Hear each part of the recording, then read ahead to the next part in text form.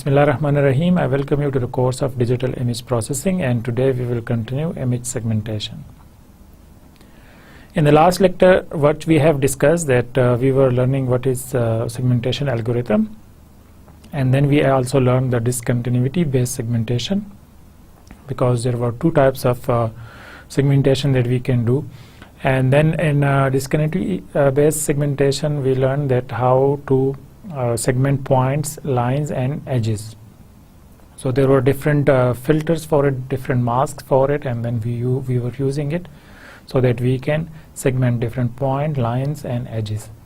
So once we identify that there are edges for making the segmentation based on edges, then we learned that there are some discontinuity with the edges, like they are not properly connected with each other. So what we do, we learn that how to make it connected, because to have some meaningful information from the image, we need to make it connected. So for that, we learn that we shall have local processing and global processing.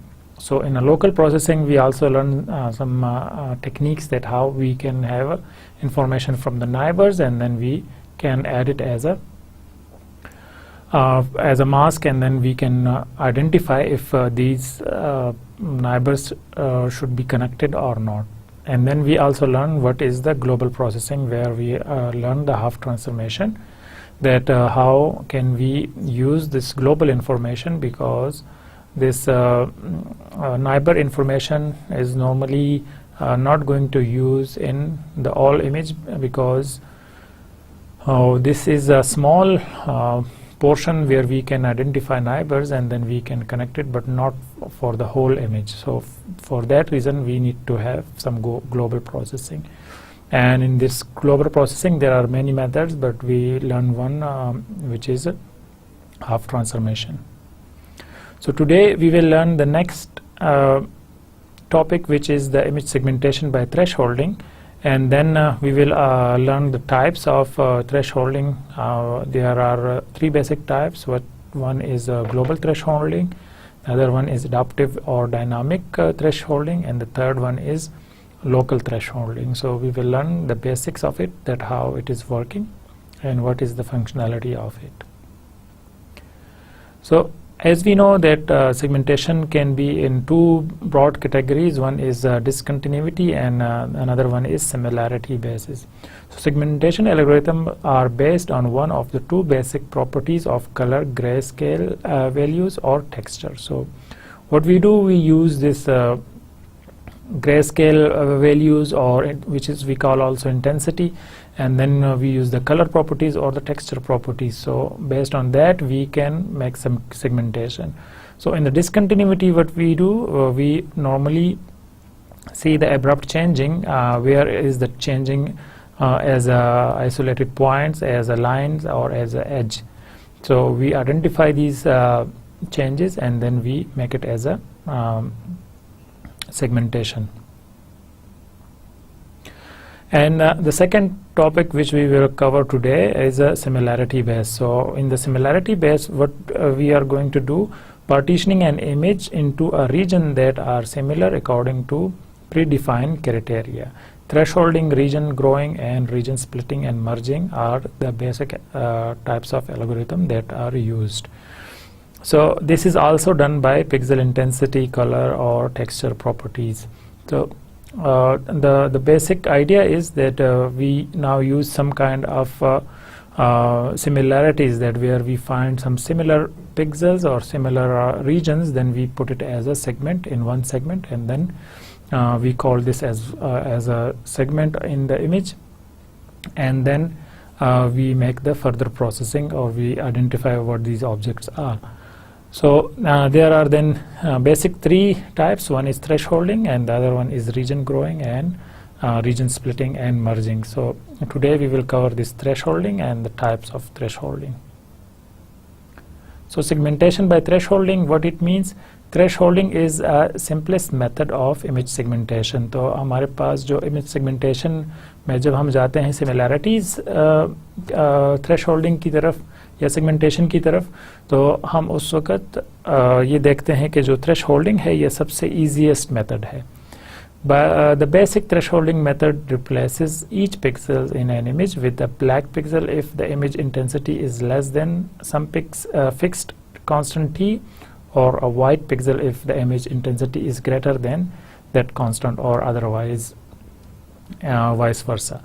So हम यहाँ पर देखते हैं कि हम image में कुछ threshold value रखते हैं, कुछ t रखते हैं वैल्यू, और वो t जो है वो कांस्टेंट होता है. हम ये बताते हैं कि इस इमेज में अगर इस t वैल्यू से ग्रेटर हैं कुछ पिक्सेल्स की इंटेंसिटी, तो उसको एक कलर असाइन कर दें जो कि ब्लैक हो सकता है या वाइट हो सकता है, और अगर t के इंटेंसिटी से ज़्यादा है तो उसको कोई और हम कलर असाइन कर देते हैं. तो अब बेसिक थ्रेशहोल्डिंग है, हमने ऑलरेडी हमें थोड़ी सी अंडरस्टैंडिंग है इसकी.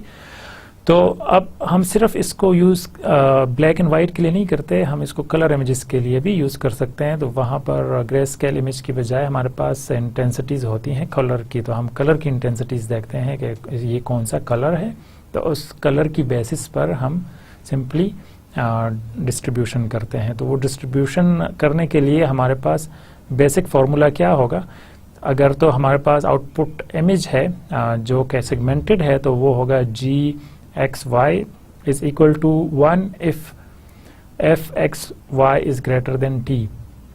तो जो भी वैल्यू होगी f जो हमारे पास इनपुट इमेज है xy लोकेशन की, अगर तो वो ग्रेटर देन t है तो हम उसको 1 असाइन कर देते हैं. If fxy is less than or equal to t, then we assign it as a 0. तो हम उसको 0 असाइन कर देते हैं. तो ये बिल्कुल सिंपल सा फार्मूला है. हम सिंपल हर एक इमेज के पिक्सल पर उसको आइडेंटिफाई करते हैं कि वहाँ पर क्या वैल्यू है और उसकी इंटेंसिटी क्या है, तो हम उसको सिंपली कन्वर्ट कर देते हैं ब्लैक एंड वाइट में या बाइनरी इमेज में. और अगर हम कोई और कलर असाइन करना चाहते हैं तो वो फिर हम मल्टी थ्रेशहोल्डिंग यूज़ करते हैं, जो अभी हम देखेंगे. तो हम सिंपली अगर हमारे पास ये एक इमेज है, हम इसको देखते हैं और हम इसको सिंपली साइन कर दें कि पिक्सल बाय पिक्सल हम रीड करते जाते हैं, और हम ये बताते हैं कि अगर कोई इंटेंसिटी जो कि वाइट के करीब है तो हम उसको बिल्कुल वाइट कलर दे देते हैं, और अगर तो वो ब्लैक के करीब है तो हम उसको कम्प्लीटली ब्लैक दे देते हैं. तो मतलब ये कि हमें कोई ऐसी वैल्यू आइडेंटिफाई करनी होगी कि जो इन दोनों एक्सट्रीम वैल्यूज़ के बिल्कुल मिड में हो, ताकि हम वहाँ से आगे उसकी डिस्ट्रीब्यूशन कर सकें. तो ये अगर हम आउटपुट के तौर पर देखें तो ये हमारे पास थ्रेशहोल्ड वैल्यूज़ के बाद इम्प्लीमेंट करने के बाद जो इमेजेस हैं वो आ जाती हैं. तो आप यहाँ पर देख सकते हैं कि जो शेड्स हैं यहाँ पर ये बिल्कुल डिसेबल हो गए हैं, ये बिल्कुल वाइट हो गए हैं. उसकी वजह ये है कि ये जो वैल्यू, जो थ्रेशहोल्ड वैल्यू सेलेक्ट की गई है यहाँ पर, तो वो ऐसी है कि इसमें ये शेड्स को वाइट में डाल दिया है, उसको हमने वाइट असाइन कर दिया है. तो सिंपली हम यहाँ पर देखते हैं कि ये जितने भी एरियाज जहाँ पर इंटेंसिटी वाइट के करीब है तो वो हमने सारे के सारे वाइट कर दिए हैं. How to get this intensity values. अब क्वेश्चन ये है कि हम जब ये बात करते हैं कि यहाँ से इंटेंसिटी की वैल्यूज़ आइडेंटिफाई करते हैं और हम उसको सिंपली थ्रेशहोल्ड के साथ अलग कर देते हैं, एक को एक वैल्यू असाइन कर देते हैं और दूसरे को दूसरी, तो हम ये कैसे करेंगे. The best way is by taking the histogram of the image. तो अब इसका आसान तरीका क्या हुआ कि अगर हम हिस्टोग्राम लेते हैं, हिस्टोग्राम हमने ऑलरेडी स्टार्टिंग लेक्चर्स में देखा था कि हिस्टोग्राम हम जनरेट करते हैं जब हम सिंपली उसकी रिप्रेजेंटेशन करते हैं, प्लॉट करते हैं किसी इमेज को, कि उसमें इंटेंसिटी वैल्यूज़ अगर ग्रे लेवल हैं तो वो लेवल कितने हैं और वो उसके साइज़ क्या है, उसको बिन्स में हम डिवाइड कर देते हैं. तो हम सिंपली हिस्टोग्राम निकालते हैं किसी भी इमेज का. अब हिस्टोग्राम जब हमारे पास आ जाता है तो उसके बाद हम क्या करते हैं, चूजिंग द थ्रेशहोल्ड, हमें थ्रेशहोल्ड फिर सेलेक्ट करना होता है कि अगर हम एक इमेज लेते हैं, for example grey level image है, तो उसमें हमारे पास कोई भी हिस्टोग्राम आ जाएगा. तो अब ये अगर हिस्टोग्राम आ गया है तो हम यहाँ से थ्रेशहोल्ड वैल्यू कैसे सेलेक्ट करेंगे. Peaks and value of the image histogram can help in choosing the appropriate value for the thresholds. अब अगर हमने थ्रेशोल्ड सेलेक्ट करना है तो उसके लिए सबसे आसान तरीका ये है कि जो अब हम हिस्टोग्राम ले लें तो हिस्टोग्राम के जो पीक वैल्यूज़ हैं उनको ले लें और जो सबसे वैली वैल्यू हैं, जो सबसे कम वैल्यू हैं, तो हम उनको ले लें। इस सिचुएशन में जो यहाँ पर वैल्यूज़ आएंगी तो हम उनको लेंगे, तो ये हमारे पास थ्रेशोल्ड वैल्यू हो जाएगी, क्योंकि हमें ये पता है कि ये जो वैल्यूज़ हैं ये दोनों डिफरेंट हैं आपस में, और यहाँ पर ऐसे कोई ऑब्जेक्ट जो हम चेंजेस ला रहे हैं इंटेंसिटी में वो यहाँ से डिफरेंट है। तो हम सिंपली जब हिस्टोग्राम लेते हैं तो हमें ये पता चलता है कि कुछ ऐसे ऑब्जेक्ट्स हैं इमेज के अंदर जिनकी इंटेंसिटी, जिनका ग्रे लेवल एरिया इस जगह पर आ रहा है, जिसकी इंटेंसिटी यहाँ पर आ रही है, और कुछ पॉइंट्स, कुछ ऑब्जेक्ट ऐसे हैं जिनकी इंटेंसिटी यहाँ पर आ रही है। तो हम सिंपली थ्रेशोल्ड वैल्यू इनके जो वैली का एरिया है हम यहाँ से सेलेक्ट कर लेते हैं कि जो वैली है वहाँ पर जो पॉइंट आ रहा है तो वो हमारा थ्रेशोल्ड वैल्यू हो सकता है। Some factor affect the suitability of the histogram for the guiding the choice of the threshold. The separation between peaks, हम बहुत सारे डिफरेंट तरीके हो सकते हैं, हम उसमें जो सेपरेशन ऑफ पीक्स हैं उनको आइडेंटिफाई करते हैं कि कहाँ पर सेपरेशन आ रही है, तो हम उनको सेलेक्ट करते हैं। The noise content in the image, ये जो नॉइज़ है ये बहुत ज़्यादा डिपेंडेंट है, इससे बहुत ज़्यादा इफ़ेक्ट पड़ता है आपके हिस्टोग्राम के ऊपर। तो अगर हिस्टोग्राम नॉइज़ की वजह से प्रॉपर नहीं है तो जो सिलेक्शन है वो काफ़ी ज़्यादा मुश्किल हो जाती है। The relative size of the object and the background, हमारा जो रिलेटिव साइज है ऑब्जेक्ट और बैकग्राउंड का, अगर तो वो बहुत ज़्यादा है और जो ऑब्जेक्ट है वो काफ़ी ज़्यादा बड़ा है और बैकग्राउंड कम है, तो इस वजह से अगर वो इमेज से बाहर जा रहा है तो हम हिस्टोग्राम जब लेंगे तो वो काफ़ी ज़्यादा डिफरेंट आएगा।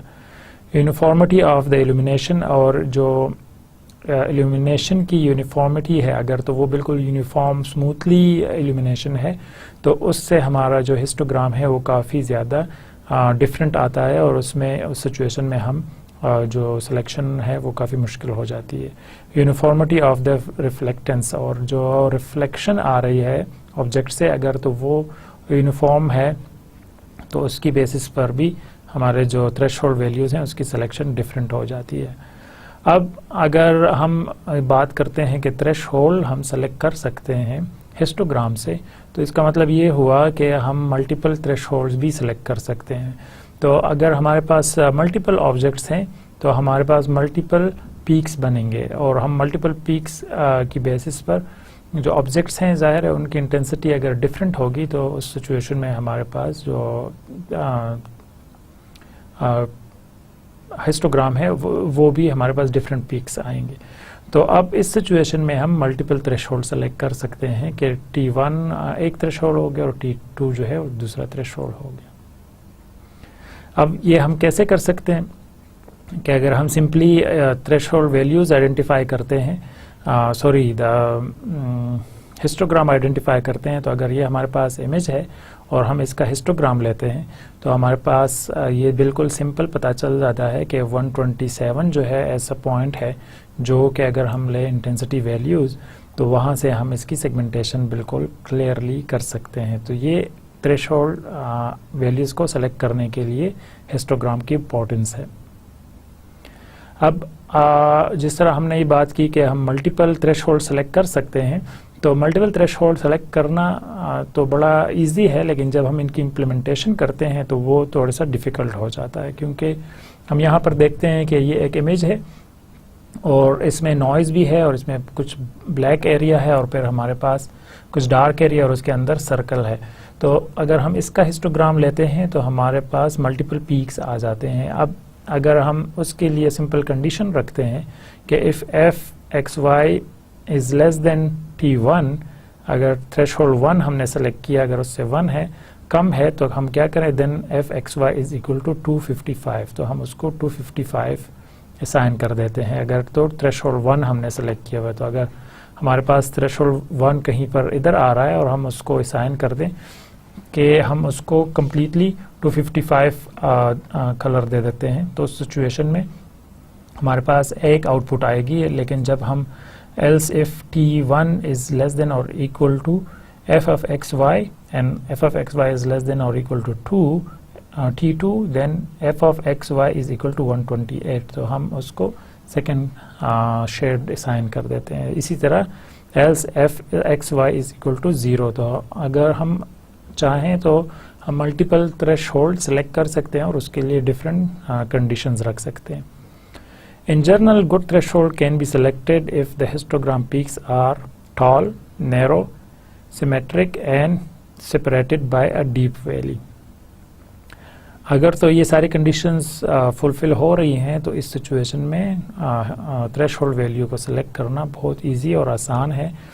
अगर तो पीक्स जो हैं वो बहुत नैरो हैं, टॉल हैं, हमारे पास उसके जो साइज़ है वो काफ़ी ज़्यादा है और सिमेट्रिक हैं, उसमें जो चेंजेस हैं वो बहुत स्मूथली आ रही हैं और सेपरेटेड बाय डीप वैली और जो ये वैलीज़ बन रही हैं ये काफ़ी ज़्यादा लो लेवल तक जा रही हैं. तो अगर इस तरह है तो इस सिचुएशन में हम जो थ्रेशोल्ड वैल्यूज़ हैं उनको बड़ी इजीली सेलेक्ट कर सकते हैं. Now, how many types of thresholding there are? So we know that there are global thresholding, adaptive, dynamic or dynamic thresholding, and then there is a local thresholding. तो अब हम इसको थोड़ा सा डिटेल में देखते हैं कि इनमें क्या डिफरेंस है.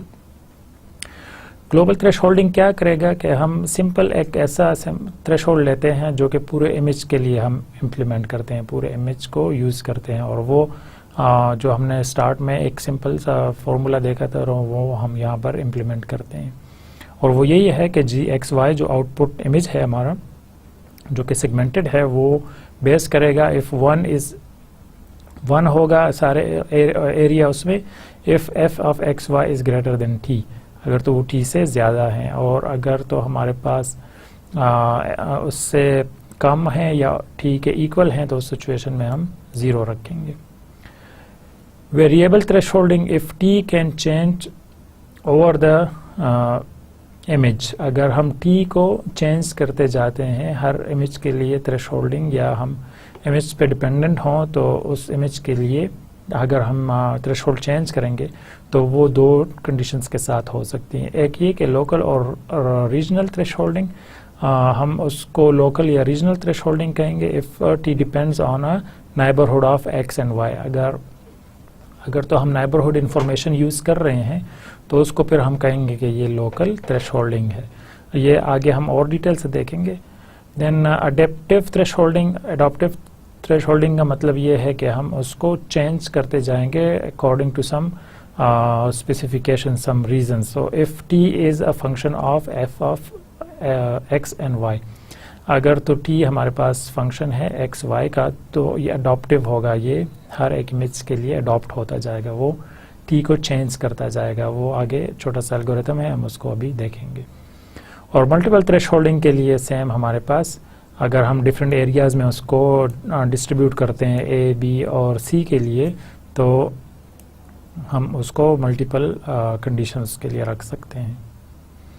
अब हम आते हैं ग्लोबल थ्रेशोल्डिंग की तरफ. तो ग्लोबल थ्रेशोल्डिंग जो कि सारे इमेज के ऊपर अप्लाई होगा उसके लिए हमारे पास ये फार्मूला है और उसमें हम सिंपली करते क्या है कि हम इमेज का हिस्टोग्राम ले लेते हैं. जब हमारे पास हिस्टोग्राम आ जाएगा तो हम कोई भी मिडिल वैल्यू ले लेते हैं जो कि इन दो पीक्स के दरमियान हो. तो यहाँ हम देख सकते हैं कि कोई 127 से थोड़ा सा ज़्यादा या इस करीब हम अगर हम यहाँ पर कोई थ्रेशोल्ड वैल्यू लें तो हम सेगमेंटेशन बड़ी इजीली कर सकते हैं.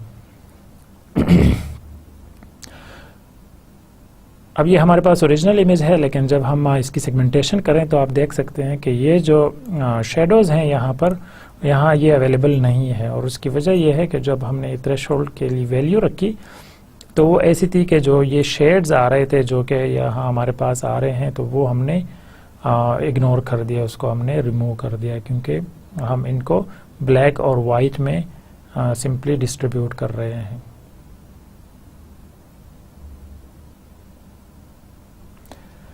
अब क्वेश्चन ये आता है कि अगर हम यहाँ पर थ्रेशोल्ड की वैल्यू सेलेक्ट करते हैं तो क्या ये हमें मैन्युअली करना होगा.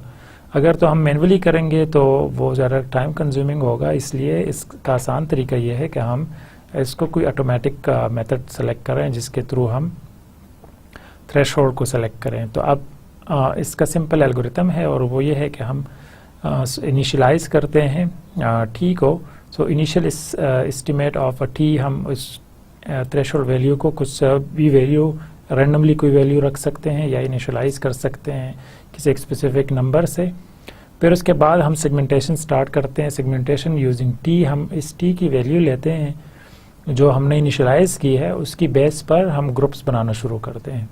सो G1 pixel brighter than t, तो G1 में हम कोई भी पिक्सल रखेंगे if the pixels are brighter than t। जो हमने इनिशियल वैल्यू रखी है t की, फॉर एग्जांपल हमने 200 रखा है, तो 200 में हम सिंपली इस पिक्सल्स जो पिक्सल्स रीड कर रहे हैं अगर तो वो ब्राइटर हैं, उससे ज़्यादा हैं, तो हम उसको G1 में रख लेते हैं।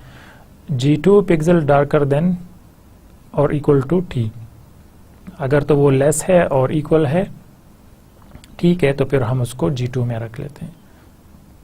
अब हम सिंपली क्या करेंगे कि हमने इसके लिए एवरेज कैलकुलेट करना है। So computing of the average intensities M1 and M2 of G1 and G2, हम सिंपली इंटेंसिटी वैल्यूज़ का एवरेज लेंगे, तो हम उसमें से M1 लेते हैं और M2 लेते हैं जो कि G1 और G2 के लिए है। और अब हम इन वैल्यूज़ को लेकर जो ये वैल्यूज़ हमारे पास आ जाती है, हम इसको ऐड करते हैं डिवाइडेड बाय 2, और हम जो t हमारे पास है उस t न्यू के नाम से एक और वेरिएबल है, हम इसको असाइन कर देते हैं। अब हमने ये जो न्यू t न्यू है इसको यूज़ करना है, क्योंकि इन दोनों की जो इंटेंसिटी एवरेज इंटेंसिटीज़ हैं उस पर डिपेंड करेगा कि इस t की अब क्या वैल्यू होनी चाहिए। तो अब इस सिचुएशन में t न्यू को हम लेते हैं, if t minus t new absolute value is greater than change in t, तो हम सिंपली क्या करेंगे, बैक टू स्टेप 2, हम स्टेप 2 पर चले जाते हैं यहाँ पर।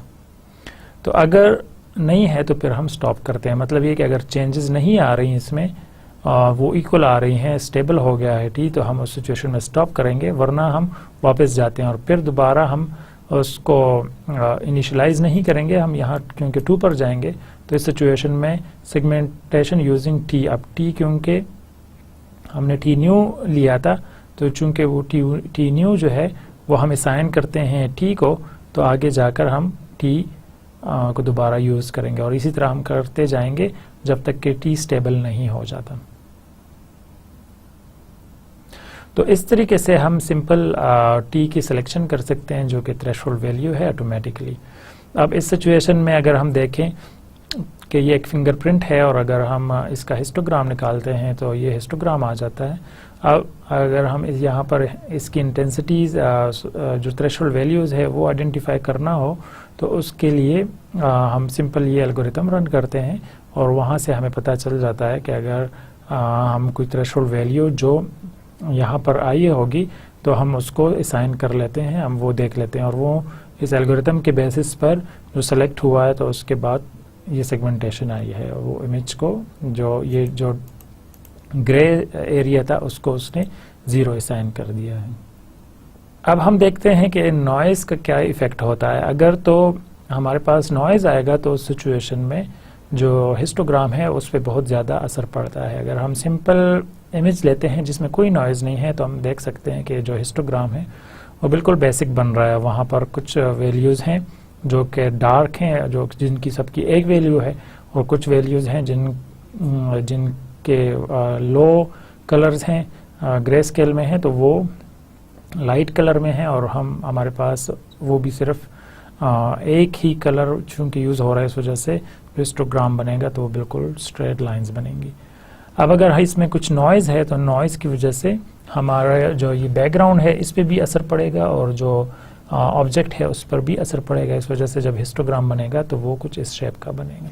लेकिन अगर हम नॉइज़ को ज़्यादा बढ़ा दें तो हम देखते हैं कि जो हिस्टोग्राम है वो कम्प्लीटली डिफरेंट आ गया है। तो यहाँ पर नॉइज़ 50% है, तो यहाँ जो हिस्टोग्राम बनेगा वो कम्प्लीटली डिफरेंट शेप में आ रहा है, जहाँ पर नॉइज़ हमारे पास 10% है।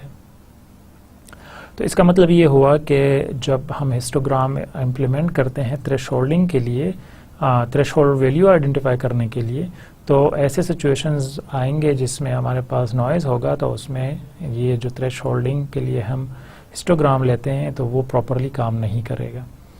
अब अगर सेकंड ऑप्शन ये है कि अगर हम सिंपल देखें कि अगर इसमें कुछ इल्यूमिनेशन आ रहा है, तो इस इल्यूमिनेशन को अगर हम यूज़ करते हैं तो उस सिचुएशन में भी हमारे पास जो रिफ्लेक्शन है, रिफ्लेक्शन की बेस पर भी हमारे पास जो हिस्टोग्राम है वो काफ़ी ज़्यादा डिफरेंट आता है। तो अगर हम देखें जो 10% नॉइज़ है, अगर हम उसको लेते हैं और साथ में हम इसमें स्मूथली चेंजेस ला रहे हैं रिफ्लेक्शन का, तो हम देखते हैं कि यहाँ पर जो इसका हिस्टोग्राम आएगा वो कम्प्लीटली डिफरेंट आ रहा है। अब इस सिचुएशन में थ्रेशोल्ड वैल्यू का सिलेक्ट करना काफ़ी डिफ़िकल्ट है कि कौन सा ऐसा एरिया है जहाँ से हम थ्रेशोल्ड वैल्यू सिलेक्ट करें और इनको डिफ्रेंशिएट करें। अब इसका तरीका क्या है कि हम इसके लिए क्या कर सकते हैं, सिंपली हम एडॉप्टिव थ्रेशोल्डिंग मेथड अप्लाई कर सकते हैं कि जहाँ पर हमारे पास नॉइज़ होगा या उसमें रिफ्लेक्शन होगा या इल्यूमिनेशन हो, तो उस सिचुएशन में हम simply adaptive thresholding method apply करेंगे।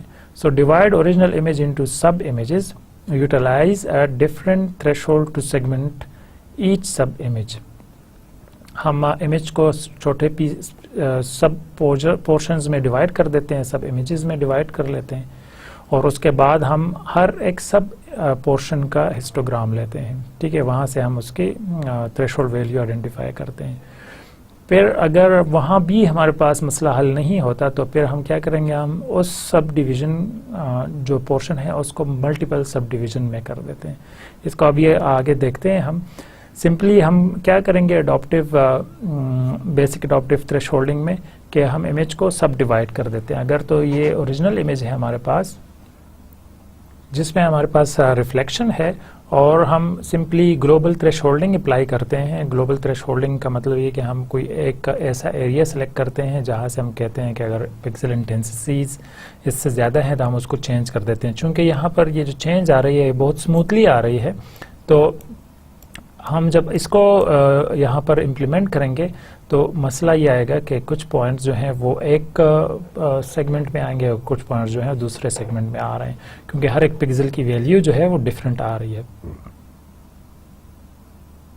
तो जहाँ पर इंटेंसिटीज़ में क्लियर डिफरेंस है वो तो बिल्कुल सही सेगमेंटेशन हुई है, लेकिन जब हम यहाँ देखते हैं ये जो एरिया है इसको सेगमेंट किया जा सकता है, लेकिन अगर हम यहाँ पर देखते हैं तो ये क्योंकि इंटेंसिटी वैल्यूज़ जो हैं वो जो हमने सेलेक्ट किया है थ्रेशोल्ड, फॉर एग्जांपल हम यहाँ सेलेक्ट करते हैं तो कुछ ऐसे वैल्यूज़ हैं जो कि यहाँ पर मैच हो रहे हैं उसके साथ, तो इस वजह से हमने इन सारे एरिया को वाइट कर दिया है।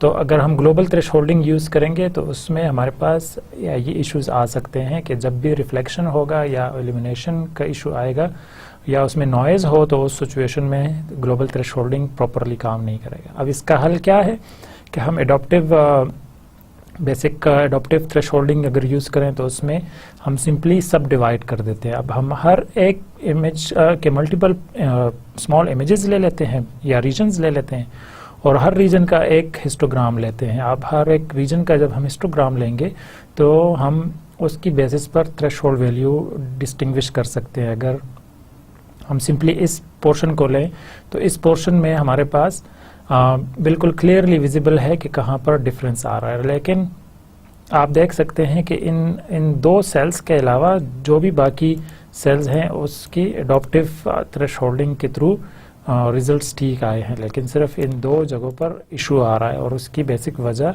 हमारे पास ये है कि अगर हम देखें, अगर हम इन दो पोर्शंस को लें, इसको और इस दो डिफरेंट पोर्शंस को, तो इस सिचुएशन में यहाँ पर अगर हम हिस्टोग्राम लेते हैं तो ये एक एरिया आ रहा है और ये दूसरा एरिया आ रहा है। तो यहाँ हम सिंपली देख सकते हैं कि ये जो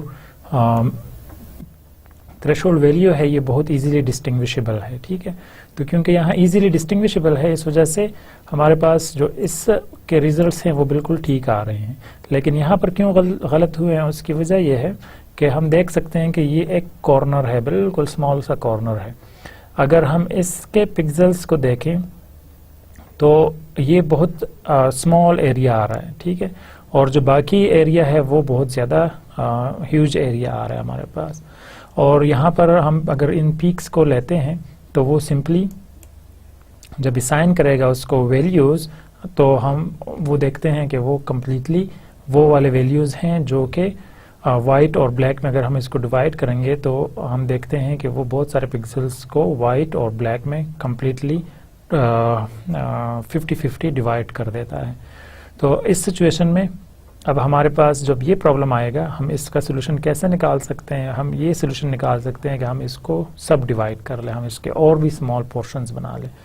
तो अगर हम इसके और भी स्मॉल पोर्शंस बनाएंगे तो इस सिचुएशन में ये जो हम इमेज लेते हैं इसको मल्टीपल और स्मॉल पोर्शंस में डिवाइड कर दिया। अब अगर हम मल्टीपल और स्मॉल पोर्शंस में डिवाइड कर दें तो हम देखते हैं कि ये जो पोर्शन है यहाँ पर, तो इसमें बिल्कुल सिंपल स्मॉल एरिया आ रहा है जिसको अगर हम हिस्टोग्राम लें तो बिल्कुल इजीली डिस्टिंग्विशेबल है। यहाँ पर दो पीक्स हमारे पास बन रही हैं। अगर हम ये दो पीक्स लेते हैं और इसका थ्रेशोल्ड वैल्यू आइडेंटिफाई करें तो ये सिंपली इजी होगा उसको डिवाइड करना।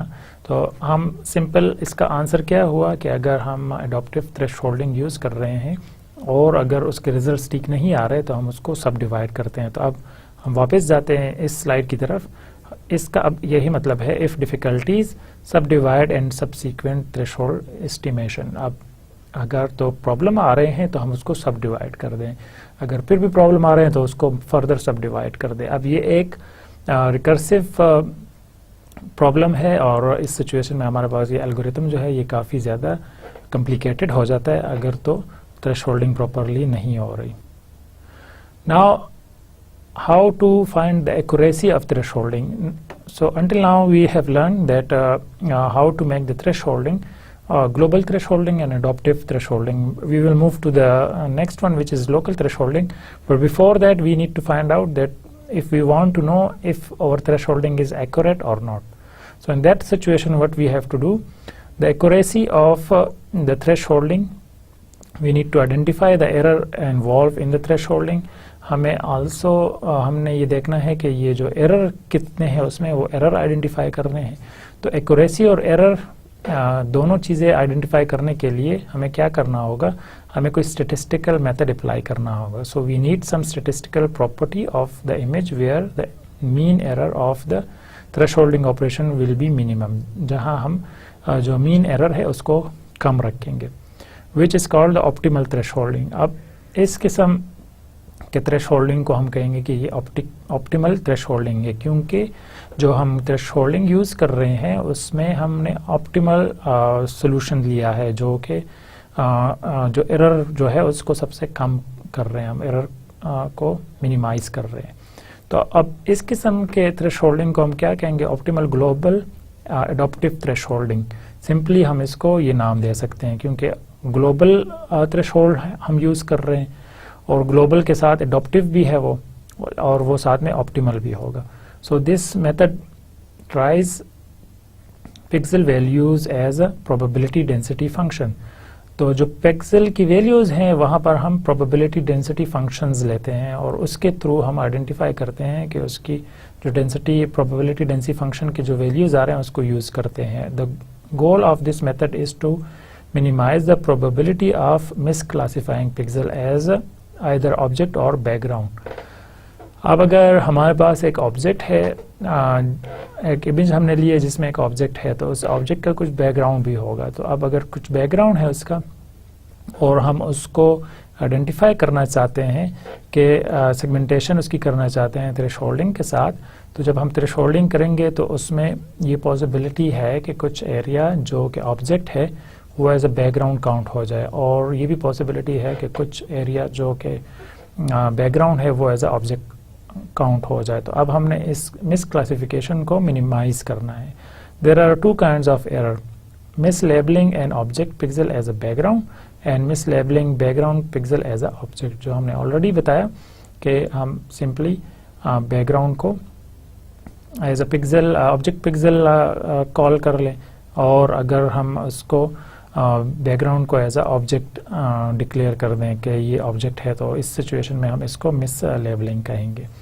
अब ये कैसे हो सकता है कि अगर हम सिंपली अपने हिस्टोग्राम को देखें जो आए तो वो हमारे पास p ऑफ z आए, और जो हमारे पास एक ऑब्जेक्ट है p1 तो उसका हिस्टोग्राम कुछ इस तरह बने, और p2 जिसका हिस्टोग्राम कुछ इस तरह बने, तो हम देखते हैं कि कुछ एरिया ऐसा आता है जो कि ओवरलैप हो रहा है।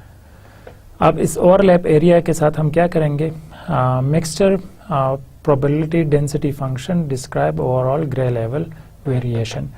तो क्योंकि pz is equal to p1 capital P1 and then p1z plus p capital P2 into P2z, तो ये कैसे आ रहा है, क्योंकि जब हम अगर pz लेना चाह रहे हैं तो pz जो है इन दोनों की कम्बिनेशंस होगा। जब हम यहाँ से स्टार्ट करेंगे तो ये pz आएगा, ठीक है। तो p1 इसमें क्या है, p1 is the probability that the pixel object is object pixel.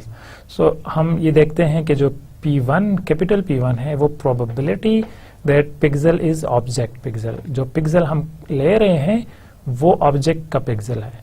p2 probability that the pixel is background pixel, और p2 हम लेते हैं कि ये एज अ बैकग्राउंड है, ठीक है। अब अगर हम चूंकि p1 और p2 जो हैं ये दोनों प्रोबेबिलिटी हैं, तो इन दोनों की कम्बिनेशन से हमारे पास 1 आना चाहिए, ठीक है। ये होगा p1 plus p2 is equal to 1।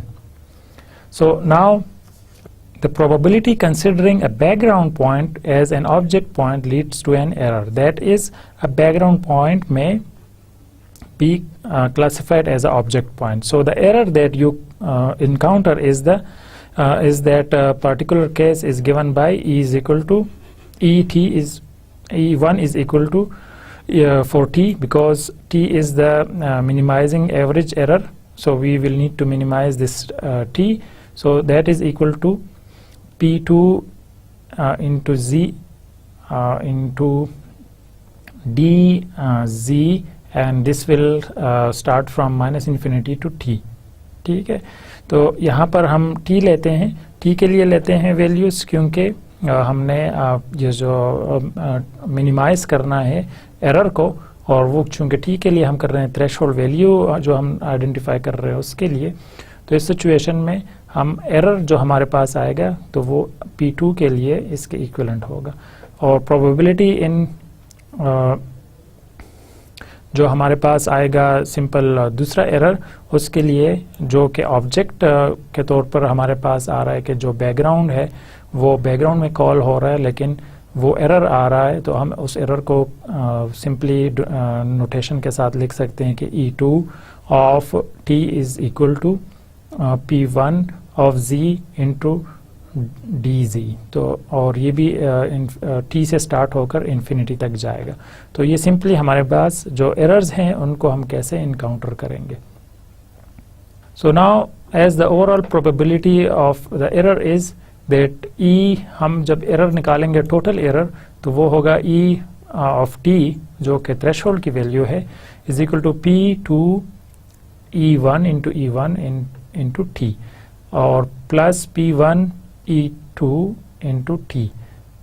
अब ये हमें पता है कि p2 जो है वो है ऑब्जेक्ट के अगर बैकग्राउंड के लिए जो हमने आइडेंटिफाई किया था यहाँ पर कि अगर हमारे पास बैकग्राउंड पिक्सल है, अगर हम उसको probability that the pixel is a background pixel हम काउंट करते हैं तो वो है, और E1 जो है वो हमारे पास एरर आ रहा है सिंपली कि अगर हम आइडेंटिफाई करते हैं classifying background as a object, तो ये अब हमारे पास E1 आ रहा है और P2 ये आ रहा है। तो हम यहाँ पर P1 लेते हैं, तो P1 जो हमने लिया था यहाँ से कि वो probability that the pixel is a object pixel, तो हम वो लेते हैं और E2 के साथ उसको मल्टीप्लाई करते हैं, और E2 क्या है हमारे पास सिंपली जो हमने यहाँ आइडेंटिफाई किया था कि वो classifying object as a background, तो उसका एरर हम आइडेंटिफाई करते हैं। अगर वो एरर हमारे पास आ जाएगा तो हम कहेंगे कि इसको अगर हम मल्टीप्लाई करेंगे तो सिंपली हम इन दोनों की एडिशन जब करेंगे टोटल तो वो हमारे पास टोटल एरर आ जाएगा।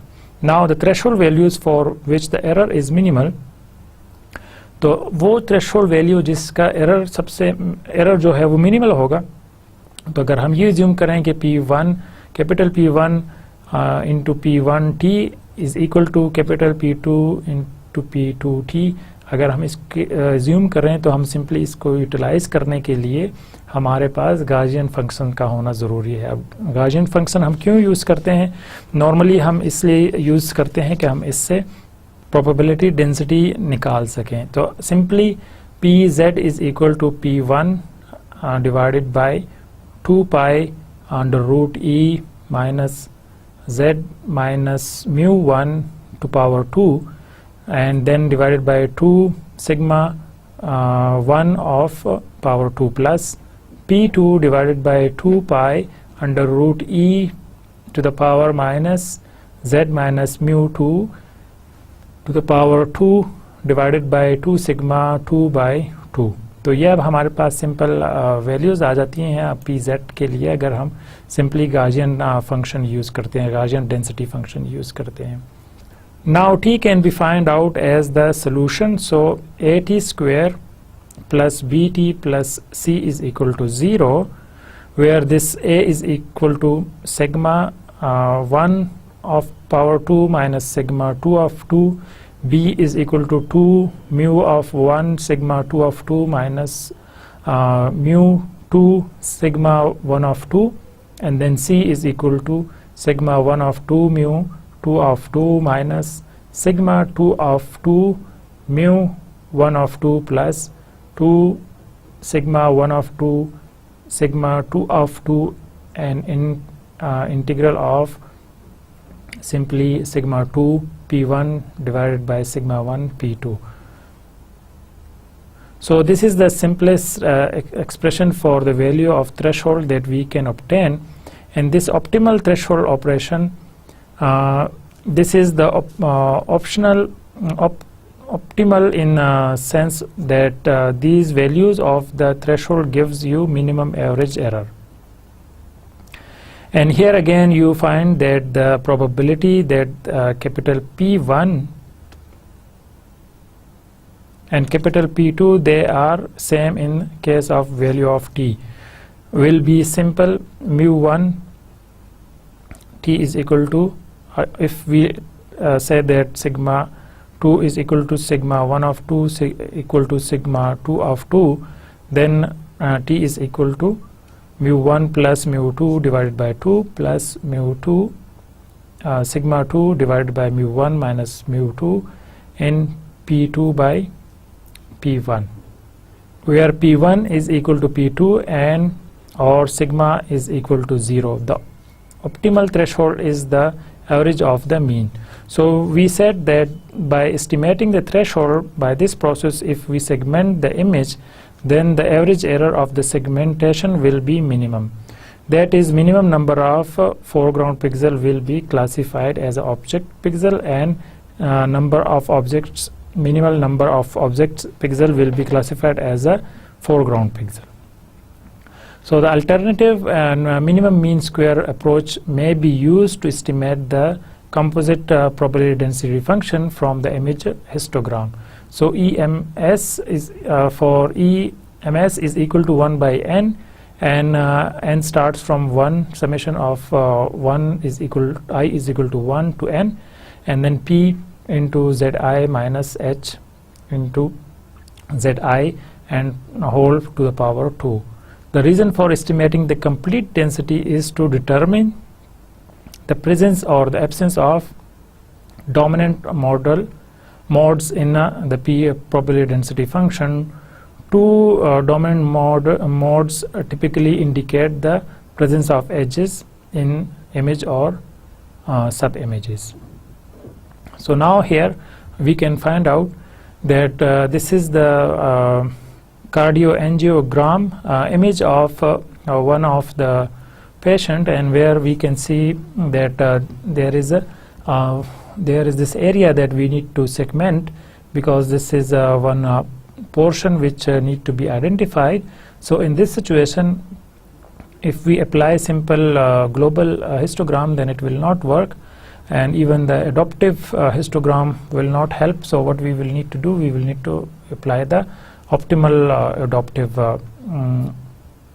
histogram and this is because thresholding, because we need to identify the areas where there is a difference. So if we take these two sub images of A and B, then we can see that if we identify the pixels, that what are the values in it. So simply the dots are all the dots of the histogram, they represent one kind, and these crossings are representing another type. So histogram of black dots of this is the region A, and these black dots for region B. So we have this region A, and here is region B. Now if we apply simply the thresholding, then we can see that this is very easy to separate these 2 points, because there are some points that we can simply identify the errors, and if we identify the errors, then we can allocate that how minimal error we can have it for applying this simple method to segment this image. तो यहाँ पर हम देख सकते हैं कि ये जो ब्लैक डॉट्स हैं ये रिप्रेजेंट कर रहे हैं एक एरिया को, और जो क्रॉसिंग्स हैं वो हमारे पास एरर्स को रिप्रेजेंट कर रहे हैं. तो हम सिंपली यहाँ से डिस्टिंग्विश कर सकते हैं कि कौन से एरियाज़ हैं जिसको हम अलग कर सकते हैं, जहाँ पर हम कोई थ्रेशोल्ड वैल्यूज़ रख सकते हैं. और जो यहाँ पर फॉर इमेज बी है, तो हम उसके लिए सिंपल नंबर ऑफ़ पॉइंट्स ले सकते हैं कि वो कितने हैं जहाँ पर हम जो ऑप्टिमल वैल्यूज़ को आइडेंटिफाई कर सकते हैं. तो जब हम रिज़ल्ट देखते हैं तो वो बहुत क्लियर है कि ये ऐसे एरियाज़ हैं जहाँ पर हमारे पास कुछ एरर्स आ रहे हैं, और इनको डिस्टिंग्विश करना यहाँ पर डिफ़िकल्टीज़ आ रही हैं कि हम इनको कैसे डिस्टिंग्विश कर सकते हैं. लेकिन अगर आप बाकी एरिया को देखें तो वो बहुत ईजीली सेपरेट हो चुका है. अब इस इमेज के लिए इस यहाँ पर हमने कैसे अप्लाई किया है, सिंपली हम देखते हैं कि हमें प्री प्रोसेसिंग करनी है.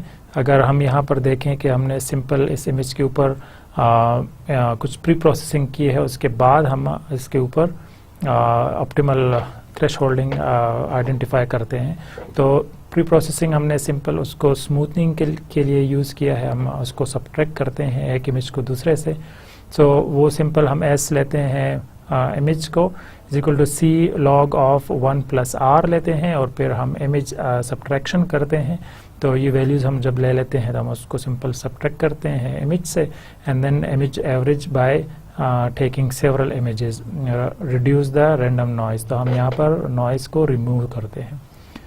तो ये अब हमारे पास प्री प्रोसेसिंग है. उसके बाद हम simple image subdivide into sub images and their histogram calculated. हम हर एक इमेज को सब डिवाइड करते हैं, जिस तरह हमने यहाँ देखा कि हम सब डिविजन्स ले रहे हैं. तो सब डिविजन्स के बाद हम उसका हिस्टोग्राम कैलकुलेट करते हैं. उसके बाद हम unimodal histogram reject and bimodal histogram fitted bimodal Gaussian density curve. तो जहाँ पर हमारे पास यूनी मॉडल हिस्टोग्राम आ रहा है तो हम उसको रिमूव कर देते हैं, और जो बाय मॉडल हिस्टोग्राम आ रहा है तो हम उसके लिए गॉसियन डेंसिटी कर्व निकालते हैं. ठीक है. उसके बाद हम क्या करते हैं, first only those regions with bimodal histogram are assign a thresholds. जहाँ पर बाय मॉडल हिस्टोग्राम आ रहे हैं तो हम वहाँ पर थ्रेशोल्ड वैल्यूज असाइन कर देते हैं. Interpolate these threshold to obtain threshold for the other unimodal regions. और जहाँ पर unimodal regions आ रहे हैं, जहाँ हमारे पास threshold सेलेक्ट करना मुश्किल है, तो हम उसके लिए इंटरप्रेट करते हैं कि कौन सी वैल्यू हम सेलेक्ट कर सकते हैं. Interpret again so that every pixel has a threshold. और हम उसको सब डिवाइड करते जाते हैं, हम उसको इंटरप्रेट करते जाते हैं यहाँ तक कि हर एक पिक्सल के लिए हमारे पास थ्रेशोल्ड वैल्यू आ जाए. अप्लाई थ्रेशोल्ड, देन अगर हम थ्रेशोल्ड अप्लाई कर देते हैं हमारे पास बाइनरी इमेज आ जाएगा. Applying gradient operators for a boundaries. और उसके बाद हम अगर बाउंड्री हमने आइडेंटिफाई करनी है तो उसके लिए हम ग्रेडियंट ऑपरेटर अप्लाई कर देते हैं सिंपली. अब यहाँ पर हम देखते हैं कि अगर हम इमेज में हमारे पास नॉइज़ आ रहा है और नॉइज़ बहुत ज़्यादा है, तो उस सिचुएशन में हमारे पास जो ऑप्टिमल मेथड है वो भी काम नहीं करेगा। तो उसका आसान हल ये होगा कि हम लोकल नेबरहुड इंफॉर्मेशन लें। अब इस सिचुएशन के लिए हमें क्या करना होगा कि अगर ये एक इमेज है, हम इसका हिस्टोग्राम लें तो हमें बहुत क्लियरली आइडेंटिफाई हो जाएगा कि कहाँ पर एरर है। लेकिन अगर हम सिंपली उसमें एरर ऐड कर लें, हम उसमें नॉइज़ ऐड कर लें, तो उस सिचुएशन में हमारे पास जो ये हिस्टोग्राम है वो बहुत ज़्यादा कॉम्प्लिकेटेड आ जाएगा और हम अगर सेगमेंटेशन करेंगे तो वो बिल्कुल पॉसिबल नहीं होगा। If the distribution is not balance, no information can be extracted from the histogram, smoothing even can not help. So इस सिचुएशन में हमें क्या करना है, लोकल थ्रेशोल्डिंग ऑपरेशन हमने अप्लाई करना है। अब लोकल थ्रेशोल्डिंग किस तरह होगी, अगर हम सिंपली कोई इमेज लेते हैं, ठीक है, और इस इमेज के अंदर हमारे पास कोई वैल्यूज़ आ रही हैं, ठीक है, ये हमारे पास रीजन है, और हम सिंपली इसको और कलर असाइन कर देते हैं।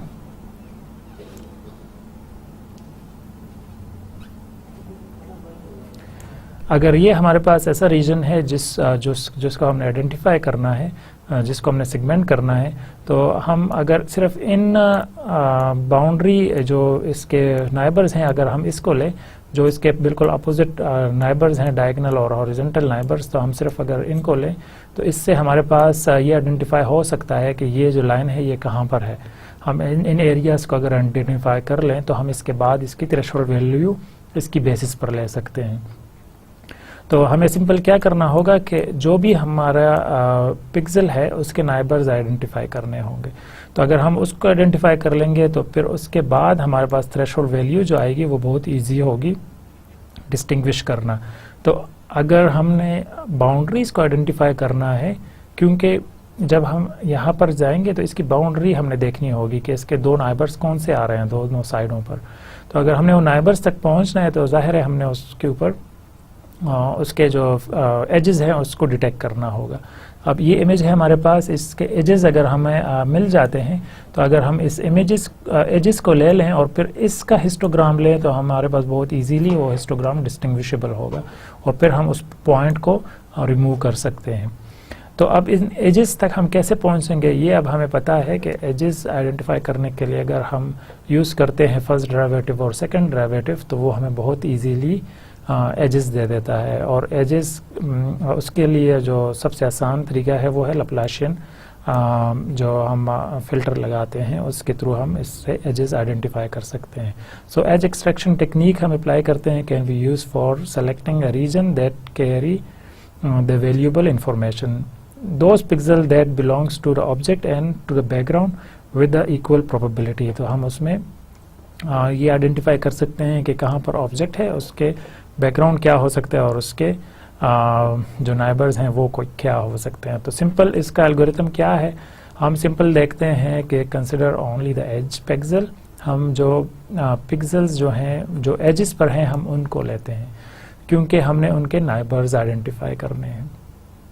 अब इस सिचुएशन में हम क्या करेंगे कि प्रॉपर्टी ऑफ बेटर हिस्टोग्राम क्या होगा, peaks of similar height symmetrical deep valleys. अगर हमने हिस्टोग्राम बनाना है तो वो हिस्टोग्राम सबसे बेहतर हिस्टोग्राम कब होगा, अगर हमारे पास उसकी पीक्स ज़्यादा हैं और वैल्यूज़ जो हैं वो भी हमारे पास बिल्कुल सिमेट्रिकल है, हमारे पास पता चल रहा है कि कहाँ पर उसकी वैल्यूज़ आ रही हैं और जो पीक्स हैं वो हाई हैं। तो इस वजह से वो हम बहुत इजीली डिस्टिंग्विश कर सकते हैं। तो ये हमारे पास हिस्टोग्राम बेहतर हिस्टोग्राम होगा। अब इसके लिए हम क्या कर सकते हैं कि क्योंकि हमने एजेस को आइडेंटिफाई करना है तो एजेस के लिए जिस तरह मैंने आपको बताया कि हम फर्स्ट डेरिवेटिव और सेकंड डेरिवेटिव अप्लाई कर सकते हैं। तो फर्स्ट डेरिवेटिव से हमें कम से कम उसके एजेस का पता चल जाएगा, लेकिन सेकंड डेरिवेटिव से हमें ये भी पता चल जाएगा कि कोई पिक्सल जो है वो इनसाइड ऑफ द ऑब्जेक्ट लाई कर रहा है या उसके आउटसाइड ऑफ द ऑब्जेक्ट लाई कर रहा है, कि वो किस एरिया में है, क्योंकि वो हमें दो एजेस देता है। जो लास्ट टाइम हमने देखा था कि जो सेकंड डेरिवेटिव है वो हमें इसमें हेल्प करता है कि जो पिक्सल है वो किस एरिया में बिलोंग कर रहा है, वो क्योंकि डबल एजेस आइडेंटिफाई हो रहे होते हैं तो इस वजह से वो बहुत इजीली डिस्टिंग्विशेबल है। अब हम उसी प्रॉपर्टी को यूज़ करेंगे। So easier to obtain threshold, let s x Y is equal to, हम उसको वैल्यू 0 असाइन करेंगे if derivative f absolute value is less than t, कोई भी थ्रेशोल्ड वैल्यू हमने टी रखी। फिर हम उसको प्लस साइन असाइन करते हैं अगर तो वो कोई दो वैल्यूज़ के दरमियान में हमारे पास आ रहा है। अगर तो derivative of f absolute value is greater than or equal to t and derivative square f is greater than or equal to 0। तो अगर तो इस 0 से ग्रेटर आ रहा है और हम उसको कोई एक टी थ्रेशोल्ड वैल्यू लेते हैं, उससे ग्रेटर आ रहा है, उससे भी ग्रेटर आ रहा है, तो हम उस सिचुएशन में उसको प्लस साइन असाइन कर देते हैं। माइनस साइन असाइन करेंगे if derivative of f is greater than or equal to t and derivative of square f is less than 0। अगर तो लेस देन 0 आ रहा है तो हम उसको माइनस साइन असाइन कर देते हैं।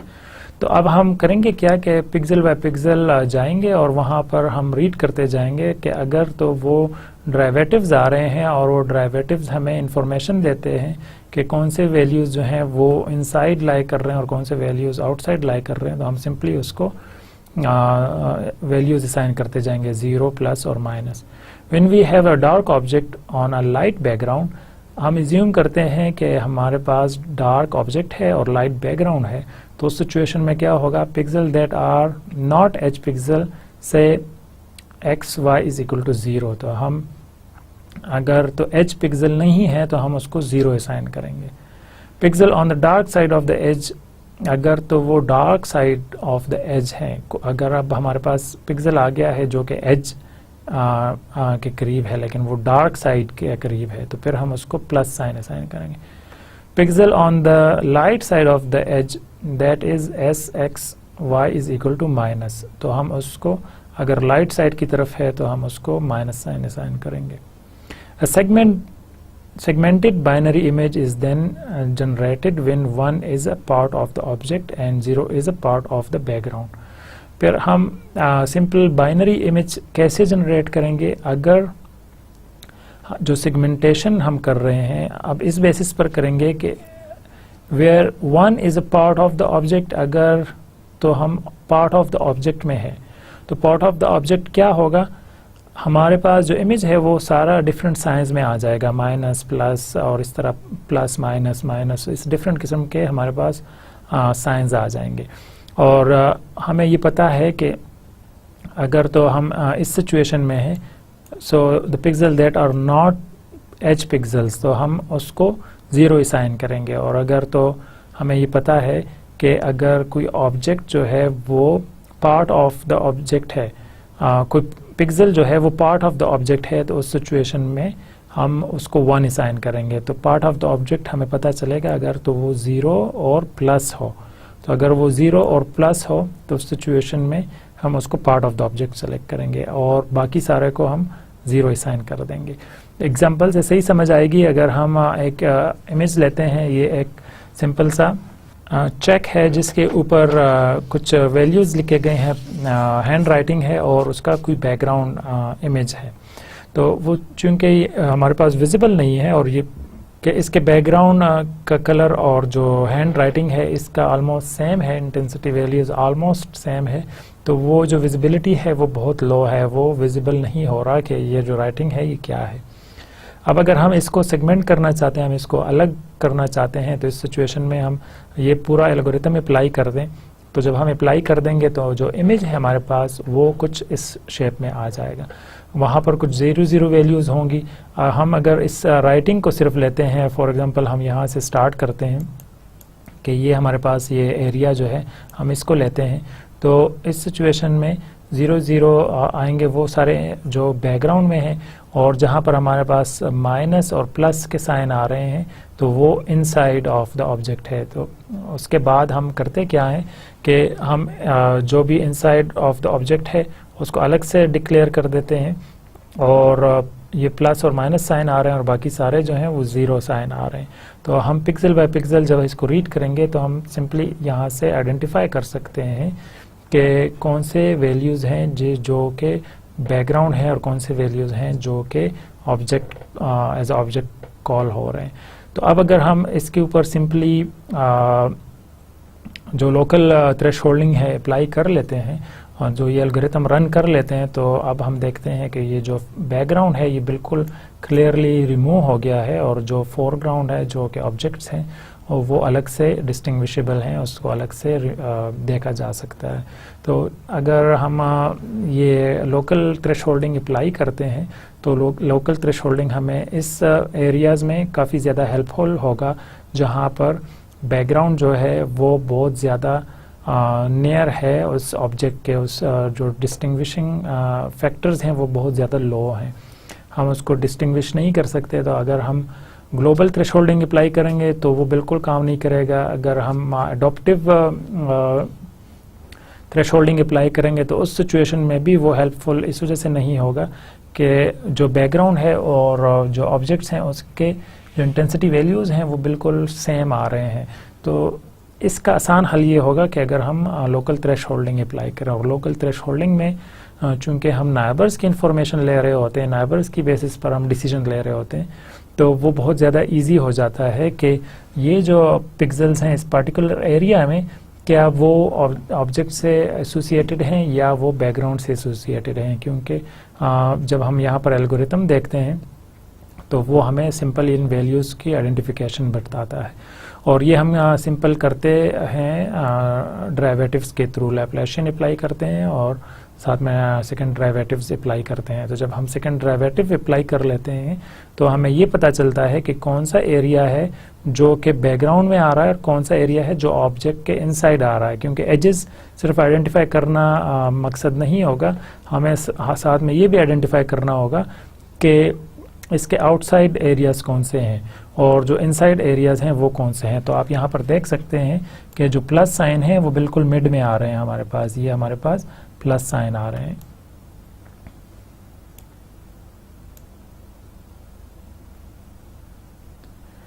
तो यहाँ से हमें ये पता चल जाता है कि ये जो है ये ऑब्जेक्ट्स हैं और जो माइनस साइन है ये उसके बाउंड्रीज आ रहे हैं, ये उसके एजेस हैं, उसके एजेस के साथ एडजसेंट वैल्यूज़ हैं, और फिर उसके बाद का जो वैल्यूज़ हैं वो हम उसको ज़ीरो असाइन कर रहे हैं। तो वो बहुत इजीली डिस्टिंग्विशेबल है, क्योंकि हम जब डेरिवेटिव्स निकालते हैं तो डेरिवेटिव्स हमें हेल्प करते हैं इस सिचुएशन में।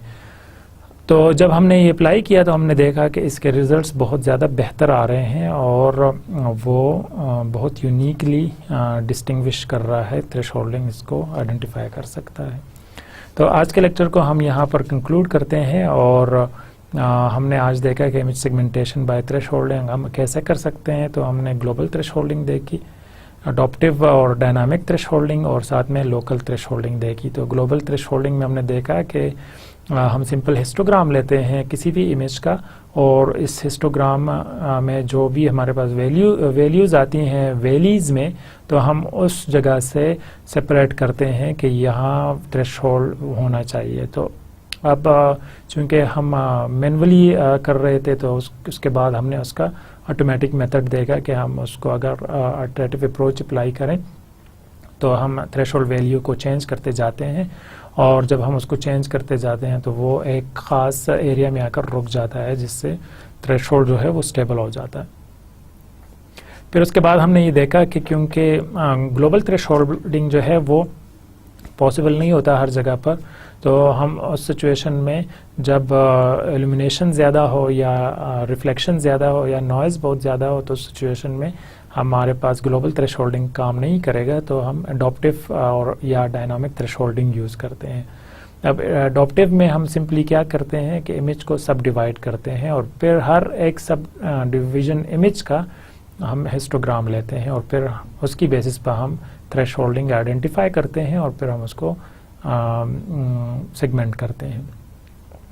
तो अब चूंकि कुछ सिचुएशन ऐसे भी आते हैं जिसमें हर एक पोर्शन जो है वो सब डिवाइड करने के बावजूद भी एरर आ रहा है, तो हम सिंपल उसका हल ये निकालते हैं कि उसको दोबारा सब डिवाइड करते हैं। तो हम सब डिवाइड करते जाते हैं जब तक कि हम एक पिक्सल वैल्यू तक ना पहुंच जाए। तो अगर तब भी काम नहीं कर रहा तो फिर हम उस सिचुएशन में लोकल थ्रेशोल्डिंग यूज़ करते हैं। और लोकल थ्रेशोल्डिंग सिंपल नाइबर्स की इंफॉर्मेशन की बेस पर हम उसके डेरिवेटिव्स आइडेंटिफाई करते हैं कि क्या जो पिक्सल है वो फोरग्राउंड में लाई कर रहा है या वो बैकग्राउंड में लाई कर रहा है, क्या वो किसी ऑब्जेक्ट के साथ एसोसिएटेड है या वो बैकग्राउंड के साथ एसोसिएटेड है। क्योंकि जो हमारे पास डेरिवेटिव है, फर्स्ट ऑर्डर डेरिवेटिव और सेकंड ऑर्डर डेरिवेटिव, वो हमें बहुत ज़्यादा इन्फॉर्मेशन देते हैं इस सिचुएशन में कि एजेस कौन से हैं और उन एजेस के जो पॉइंट्स हैं वो किस एरिया में लाई कर रहे हैं। तो अगर हम इनको आइडेंटिफाई कर लें तो फिर हम उनको वैल्यूज असाइन करते हैं। सिंपली इमेज हमारा कन्वर्ट हो जाएगा 0 साइन में, प्लस साइन में और माइनस साइन में। तो अगर हम इनको कन्वर्ट कर देते हैं तो वहाँ से हम ये देख सकते हैं कि अब हमारे पास ऑब्जेक्ट कौन सा है और उसका बैकग्राउंड कौन सा है। तो अब आज के लेक्चर को हम यहाँ पर कंक्लूड करते हैं और इंशाल्लाह नेक्स्ट लेक्चर में हम बाकी थ्रेशोल्डिंग के मेथड देखेंगे और इस टॉपिक को कंक्लूड करेंगे। तो अब तक के लिए इतना है, इंशाल्लाह नेक्स्ट लेक्चर में दोबारा मिलेंगे। अल्लाह हाफिज़।